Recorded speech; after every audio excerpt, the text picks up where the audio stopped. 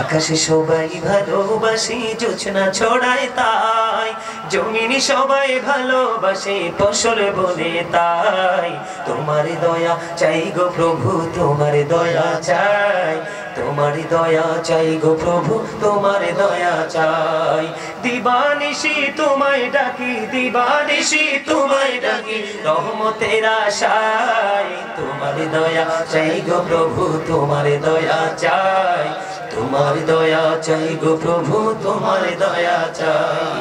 ফুলকে সবাই ভালোবাসে গন্ধ আছে তাই, সুরকে সবাই ভালোবাসে ছন্দ আছে তাই।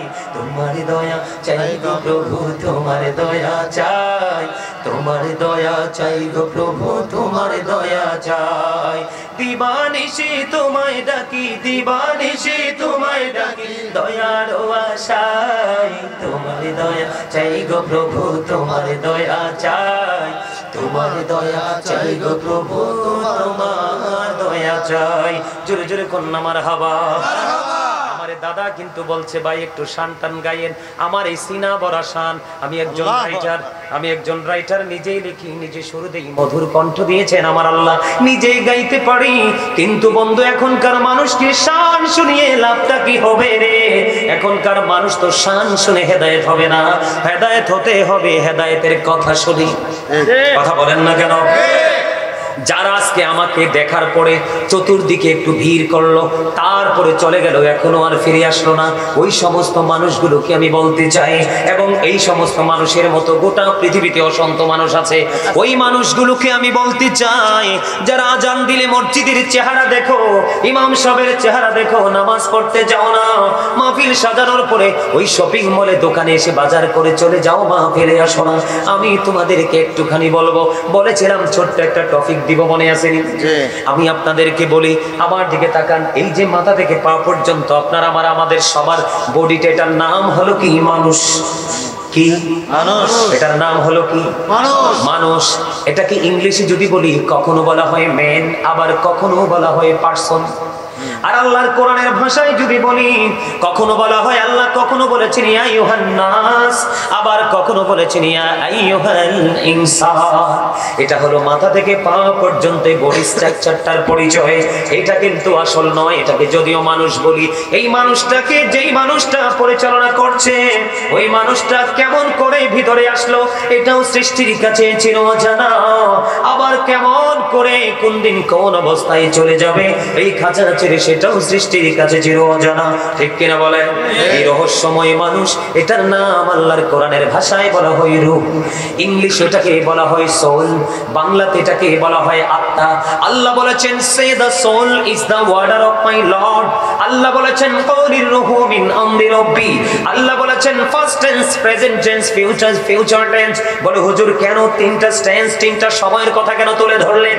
ও বন্ধু, তিনটা টাইমের কথা কেন বললেন? আপনাদেরকে বোঝানোর জন্য। ওই যে বলেছি, আপনি তো আপনাকেই চিনতে পারেননি, আরেকজনকে চিনবেন কেমন করে? আপনি আপনার মধ্যে কি আছে এটা এখনো পর্যন্ত আপনি আইডেন্টিফাই করতে পারেননি। আপনি কোন উৎস থেকে কোন অংশ তৈরি হয়েছে, কার কাছ থেকে কি হয়েছে, সেটা আপনি এখন আইডেন্টিফাই করতে পারেননি। তাহলে আপনি কিসের মানুষ, কিসের জন্য এসেছেন? আপনার বডির মধ্যে কয়টা পার্টস আছে, এই পার্টস গুলোর করণীয় কি, সেটা আপনি এখনো জানতে পারেননি। আপনি মুসলমান ইম্পসিবল, আপনি বংশগতভাবে মুসলমান হয়েছেন, আসলে আপনার চরিত্রগতভাবে মুসলমান হওয়া প্রয়োজন। ওই মুসলমানের ধার প্রান্তে এখনো আপনি আমি যেতে পারিনি। এই জন্য বলতে চাই বন্ধু, আপনার আমার বডিটা যখন বাবা মায়ের মাঝে, কোথায়? বাবা মায়ের মাঝে। আপনারা জানেন না, একটা মানুষের বডির মধ্যে গুরুত্বপূর্ণ তিনটা জিনিস কয়টা? এর মধ্যে একটা হলো মানুষের বডির হাড়, আরেকটা হলো গোস্ত, আরেকটা হলো রক্ত। এর মধ্যে হাড় সৃষ্টি হয় বাবা থেকে, আর রক্ত এবং গোস্ত একটা মানুষের বডিতে, দুটো জিনিস তৈরি হয় মা থেকে। আপনার বডি মায়ের উদরে, কিন্তু এখনো আসল মানুষ তো মায়ের পেটে আসেনি।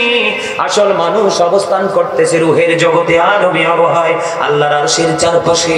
ওখান থেকে যখন আপনার আত্মাটাকে ট্রান্সফার করা হলো মায়ের পেটের মধ্যে, আমি গাজী সুলাইমান, আমি যখন পৃথিবীতে আসলাম, আপনি আসলেন, মায়ের ওদর থেকে 7 দিনে আপনার মাথার চুলগুলো কামাই ফেললো, নাম রাখলো, যা দিল। ঠিক কিনা বলে?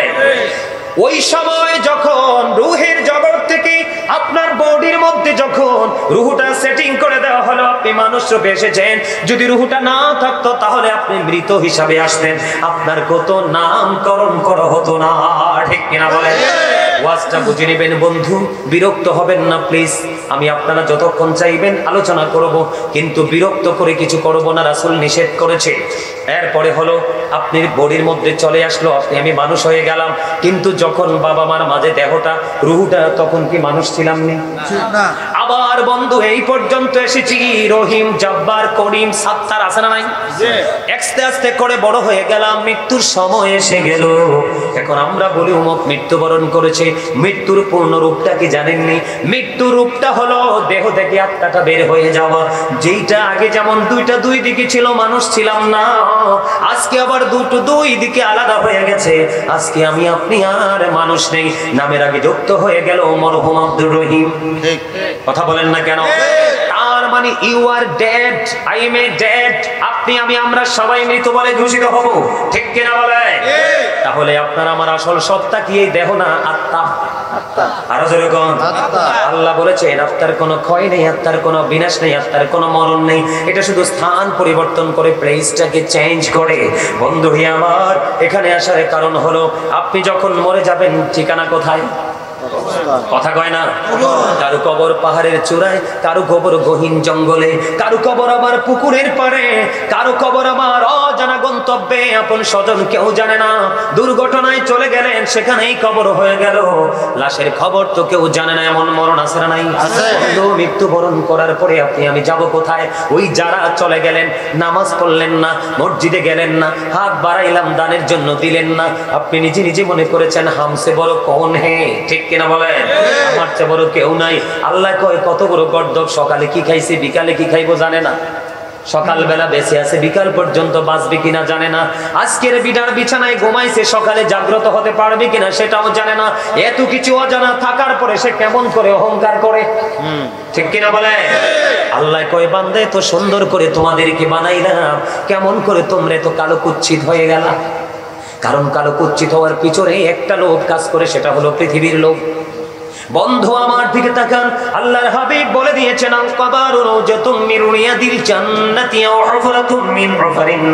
নবীজি বলে দিয়েছেন কবরটা জান্নাতের একটা বাগান হবে, জাহান্নামের একটা গর্ত হবে।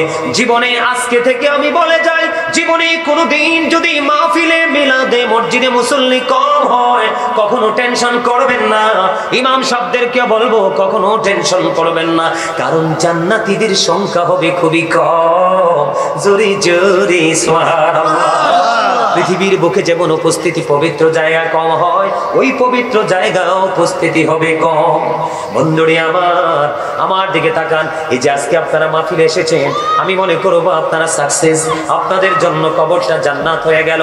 যারা ইচ্ছে করে অহংকার করে প্রাউড ফিল করে বাড়ি চলে গেল, আসলো না বন্ধু, আজকের সিম্পটমটা দিয়ে বলছি আরো অনেকেই করছে, আমি আমার মনে হয় তাদের নসিবেই জুটবে কবরটা জাহান্নাম। এখন ওখানে জাহান্নামে যাওয়ার পরে কি আপনি ঠেলা দিয়ে বাড়ি করবেননি? কথা কন না কেন? এখন না হুজুরে ঠেলা দিয়ে নামাই দিতে পারেন সোফাতে, হুজুরে হেসা কথা কইলে নামাই দিতে পারেন মসজিদের মিম্বর থেকে, ঠিক কিনা বলে? ওখানে শুধু চোখ কসলাই কসলাই কানবেন, কোনো উপায় হবে না।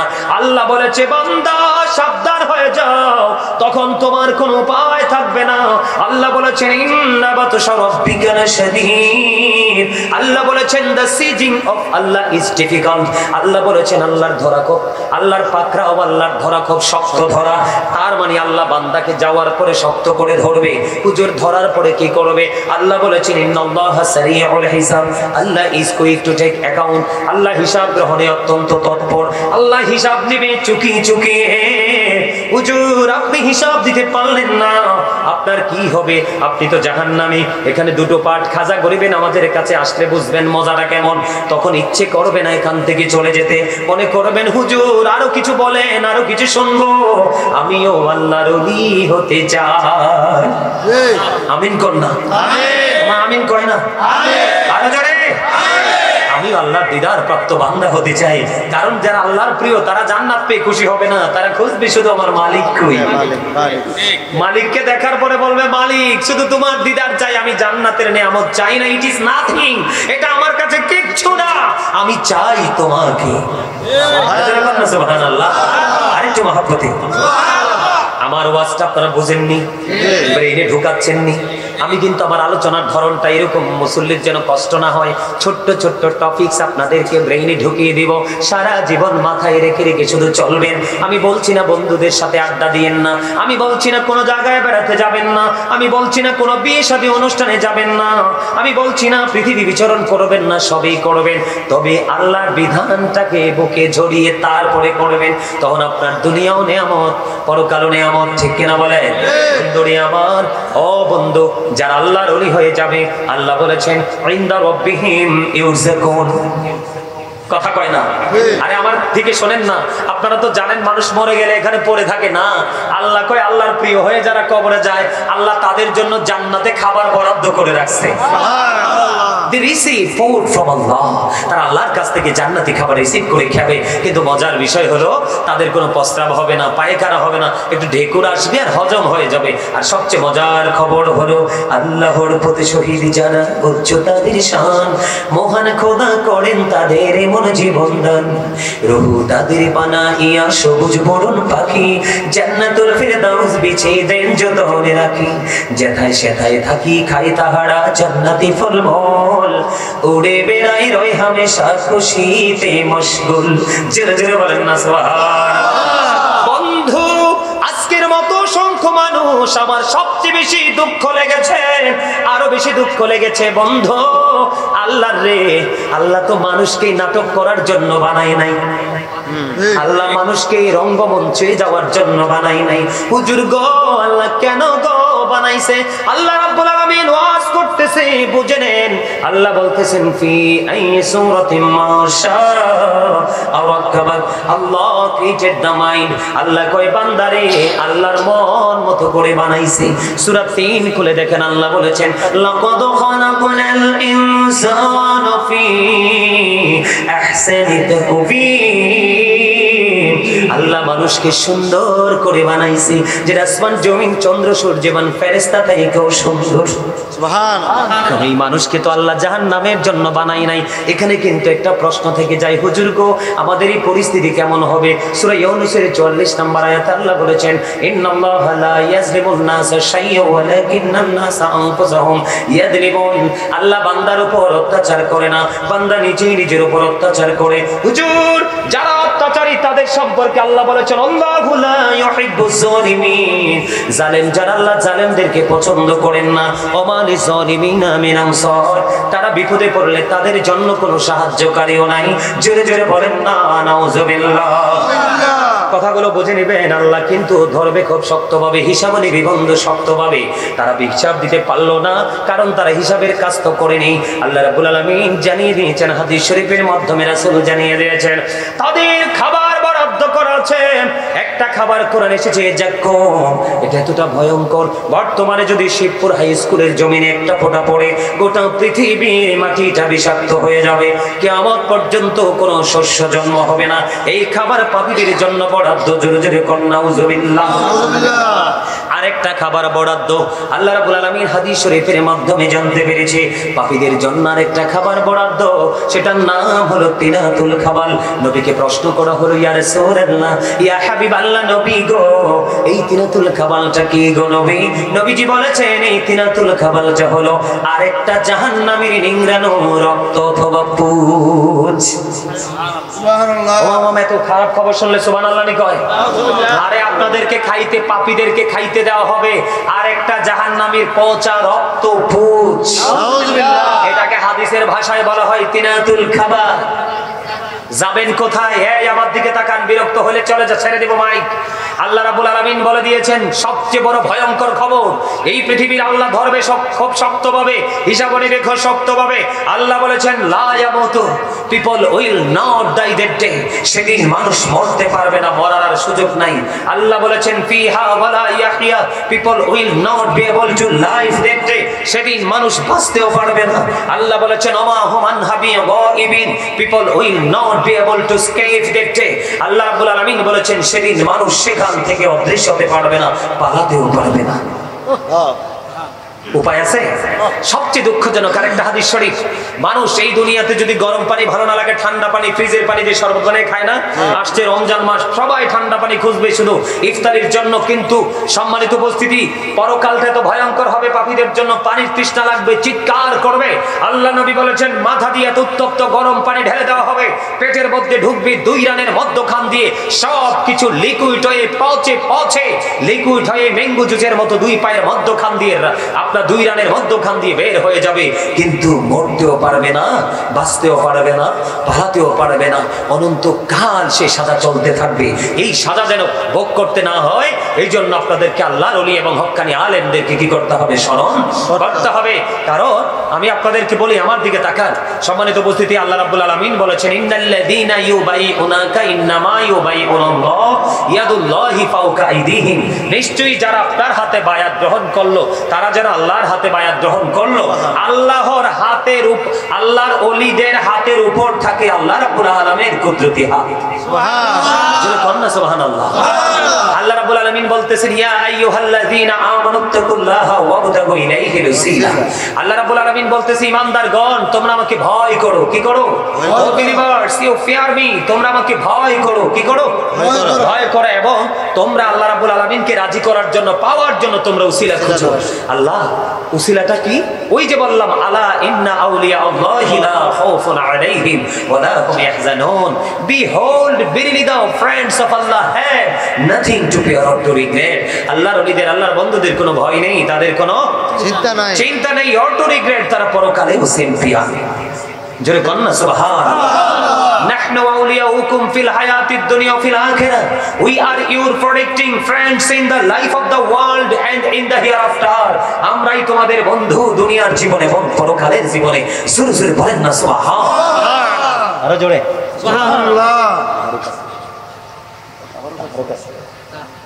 বালা কাম করছেন, এক নাম্বার খুশি হয়েছেন। হ্যাঁ একদম ঠিক আছে, একদম সলিড লুক যা আছে তা। আমি কিন্তু কই ঘটনাটা কোথায় ফেসকাইছে দেখতো নাই, কি নাই। এখন বর্তমানে আমরা মাহফিলগুলোকে, আমরা বিশেষ করে আমি যাই আগে মুসল্লিদের অবস্থা দেখে খেয়াল করি, ব্যাপারটা কি ফেসকাইছি কই ঘটনা, কয় হুজুর ফেস কিছু না, ডেক নাই। আমি কই বালা কাম করছেন, এই ডেক বয়া খাওয়াইয়া লাভ নাই। এদিন ওয়াজ করে না, ওয়াজ শোনে না, আসে না, সম্মান কিভাবে করতে হয় জান্নাতের বাগানে। আজকে এই আমি যে আসছি, এটা আপনাদের পুরো গ্রামের মানুষের জন্য সম্মান, ঠিক কেনা বলে? যদি অপমানিত হয়ে যে আরেকটা মাহফিলে বলি, লজ্জা না? এই চিন্তা যার নাই, সে আপনারা বলেন সুস্থ মানুষ? 100% অসুস্থ মানুষ। আমাদের সবার মেহমান আসবে, আমরা সবাই তাকে রিসিভ করব এবং বিদায় দিব, এটাই তো রাসূলের শিক্ষা। কি সুন্নি জামাত করেন? অটো সুন্নি জামাত হইবে না। রাসূলের খুঁজা তো পাইবেনই না, আল্লাহর ওলিও খুঁজা পাইবেন না। খাজা গরিবে নওয়াজের নাম শুনছেন নি? হিন্দুস্তানের জমিনে কদম বাড়াইছে, কি করছে? ওয়াজ কি যাবো খাজা গরিবে নওয়াজের কাছে একটু যাবো? এই জীবনে কত যে শুনলাম, নবীর দুশমনেরা, ওলির দুশমনেরা কয় এই জীবনে কত শুনছি, খাজার দরবারে বলে গাঁজা পাওয়া যায়। আমার দিকে তাকান, আমি নিজে প্র্যাকটিক্যালি প্রমাণ। 2018 সালে 7 দিন ছিলাম খাজা গরিবে নওয়াজের কদমে। কয়দিন? 7 দিন ছিলাম। আমি প্রত্যেক দিন 12টার পরে যেতাম, আমরা 3 জন। কয়জন? 3 জন। প্রত্যেক দিন 12টার পরে যাইতাম, ফজরের জামাত পড়ে মসজিদে, তারপরে আমরা হোস্টেলে রুমে এসে ঘুমাইতাম। আমরা আনাজ কানাজ, আমার মনেরটা তো মনে জানাই আছে যে এরা নিউজ কই পাইলো, কত আনাজ কানাজ অলিগলি খুঁজলাম। আরে শুধু মাথা ঠুকা, কান্নাকাটি করা, এগুলো ছাড়া, মোনাজাত ছাড়া, মিলাদ ছাড়া কোনো কিছুই নেই। তাহলে আসলে তারা জেনে কিছু বলে না, তারা বলে আল্লাহর ওলিদের দিকে বিদ্বেষ পোষণ করে, ঠিক না বলে? আল্লাহর ওলিদের সাথে যারা ইয়া করে শত্রুতা করে আল্লাহ তো তাদের বিরুদ্ধে যুদ্ধ ঘোষণা করছে, ঠিক কিনা বল? আল্লাহর সাথে যুদ্ধ করে পারার ক্ষমতা কারো আছে? আল্লাহ কইব কোন ফায়া কোন সব ফিনিশ হয়ে যাইব, ঠিক না? বাঁচার উপায় আছে? আমার দিকে তাকান বন্ধু, খাজা গরিবে নওয়াজ, ওনাকে যা দেওয়ার তা তো আল্লাহ রাসূল দিয়েছেন। বলে হুজুর আল্লাহ রাসূল কি দিয়েছেন, কি আছে ওনার কাছে? আমার দিকে তাকান, একটু রাসূলের কাছ থেকে ঘুরে তারপর ওখানে যাই। কথা কয় না? রাসূলের কাছ থেকে একটু ঘোরা দিতে হবে না? আল্লাহ বলেছেন মাইয়ুতির রাসূলা ফাকাদ আতা আল্লাহ। আল্লাহ বলেছেন হি হো ওবিস দা স্টিল ওবিস আল্লাহ। যেই ব্যক্তি রাসূলের নির্দেশ মানলো সে যেন আল্লাহর নির্দেশ মানলো। আল্লাহ বলেছেন কুল ইন কুনতুম তুহিব্বুনাল্লাহ ফাত্তাবিউনি ইউহিব্বুকুমুল্লাহু ওয়া ইয়াগফির লাকুম যুনুবাকুম ওয়াল্লাহু গফুরুর রহিম। আল্লাহ রাব্বুল আলামিন বলেছেন সে বলুন ইফ ইউ ডু লাভ আল্লাহ, যদি তোমরা আল্লাহকে ভালোবেসে থাকো, ফলো মি মুহাম্মদ সাল্লাল্লাহু আলাইহি ওয়াসাল্লাম, মুহাম্মদ সাল্লাল্লাহু আলাইহি সাল্লামের অনুগত হয়ে যাও, আল্লাহ উইল লাভ ইউ, আল্লাহ তোমাদের ফরগিভ ইউর সিনস, আল্লাহ তোমাদের জীবনের গুনাহগুলো maaf করে দিবে। সুবহানাল্লাহ। এদিকে তাকান, আল্লাহ the first pillar is the Lord of world, Rabbul Alamin. Muhammadur Rasulullah sallallahu alaihi wasallam is the blessing for the world, rahmatan lil alamin. কি মজা না? মজা। কি চমৎকার না? কালিমা তাইয়্যিবা লা ইলাহা ইল্লাল্লাহ মুহাম্মাদুর রাসূলুল্লাহ সাল্লাল্লাহু আলাইহি ওয়াসাল্লাম। এখানে কিন্তু দুইটা পার্ট দেখেন, একটা হলো লা ইলাহা ইল্লাল্লাহ, আর একটা হলো মুহাম্মাদুর রাসূলুল্লাহ, একটা হলো তাওহীদ আর একটা হলো রিসালাত, একটা হলো স্রষ্টা আর একটা হলো সৃষ্টি। There is no God but Allah. Muhammadur Rasulullah sallallahu alaihi wasallam is the messenger of Allah. Double part দেখছেন নি? প্রেম আছে না? আল্লাহর নাম লিখতে চারটা হরফ, আলিফ লাম লাম হা। নবীর নাম লিখতে মিম হা মিম দাল, চারে চারে কত? 8। জান্নাত কয়টা? 8টা। আল্লাহ রাসূলের প্রেম করে জান্নাত বানাইছে 8টা। এবার তোমার যেটা মন চায় এটা তুমি দখল করো, কেমনে করবা তুমি জানো। কথা কন না কেন? বল কইছি হ্যাঁ, এটা কি হিন্দু খ্রিস্টানের লেগে বানাইছিল? ওরা অনন্তকাল জাহান্নামে থাকবে, এটা তো মুসলমানের জন্য বানাইছে। তবে কোন মুসলমানের কপালে যে আছে আল্লাহই জানে। আমার কাছে মনে হয় জান্নাতি মুসলমানের আগেই চলে গেছে, আর এখনো আছে 5000 লোকের মধ্যে একজন পায়। আমার কথা কয় না? মসজিদের সভাপতি সাহেব এই লম্বা পাঞ্জাবি পরে জুমার দিনে আইয়ে এত টুপি, ইমাম সাহেবের তার তো গ্লেজি আতর টাতর লাগাইয়া সুরমা টুরমা মাইকা পরে খোঁজ নিয়ে দেখছি হাতে আস্তা সেরা সুদখোর গ্রামের।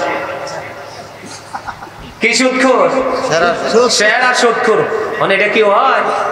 কথা কন না কেন? পবিত্র মানুষ যারা, তারা পবিত্র জায়গায় যেতে পারে না, কারণ তাদের কাছে তো কালা টাকা নাই। কথা কয় না? এখন তো বাংলাদেশ চলে, ম্যাক্সিমাম সমাজে চলে টাকার উপরে, টাকা সব কালা কালা। তো কালা টাকা কি আলো দিব? সাদা টাকায় না আলো দিব, ঠিক না? কালো মানুষ কি আলো ছড়াতে পারে? পারে না। যেমন আমার নবী আসার পরে গোটা পৃথিবী থেকে দূর হয়ে গেল অন্ধকার, নূরুন আলা নূর। সুবহানাল্লাহ। আমরা সেই নবীর উম্মত হয়ে আমরাও তো নূরানি হতে হবে। আর নূর কইলে অনেকের মাথা হট হয়ে যায়, এত ওয়ার্ড মিনিং জানে না, বুঝে না, বিশ্লেষণ করতে জানে না, ব্যাখ্যা করে এক্সপ্লেইন করতে জানে না। নূর হলো আরবি শব্দ, ইংলিশে বলা হয় লাইট, বাংলাতে বলা হয় আলো। আচ্ছা কোন সে নবীজি আসার পরে কি আলো ছড়াইছে না? নবী আসার পরে কি পৃথিবী অন্ধকারাচ্ছন্ন হয়েছে? তো আলোই তো নূর। এটা অস্বীকার করার কি আছে? কথা কয় না, জোরে কর না। আরে আল্লাহ রাসূল বলেছেন একটা সাধারণ মানুষের বিবেকও নূর, কারণ তার বিবেক দিয়ে, তার বিবেচনা দিয়ে সমাজ থেকে সকল নোংরামি দূর করতে পারে। তাহলে যেই বিবেক দ্বারা সমাজ থেকে নোংরা কাজ দূর হয়ে যায়, ইসলাম বিদ্বেষী কাজ দূর হয়ে যায়, তাহলে সেই বিবেকটা হলো নুরানি বিবেক। সুবহানাল্লাহ বলেন না? এই নুরানি আপনারা যারা আজকের আপনাদের বিবেক ও জাগ্রত বিবেক, এই কারণেই তো আপনারা তাবারক নাই কিছু নাই বসে আছেন। আল্লাহ আপনাদের সবাইকে কবুল করে নিক। আমিন। আরো জোরে আমিন। কি রে ওমা, আমি না করছি 1.5 ঘন্টা ওয়াজ করবো। গড়ি 12টা বাজতেছে, গড়িটা দুষ্ট হয়েছে। আলহামদুলিল্লাহ বলেন। আমি খাজা গরিবের আজকে আলোচনা শেষ না করে আজকে যাব না, কারণ যারা আমাকে ইনভাইট করেছেন তারা অত্যন্ত আন্তরিক এবং আরো আন্তরিক। আপনাদেরকে পেয়ে আমি আরো বেশি খুশি হয়েছি।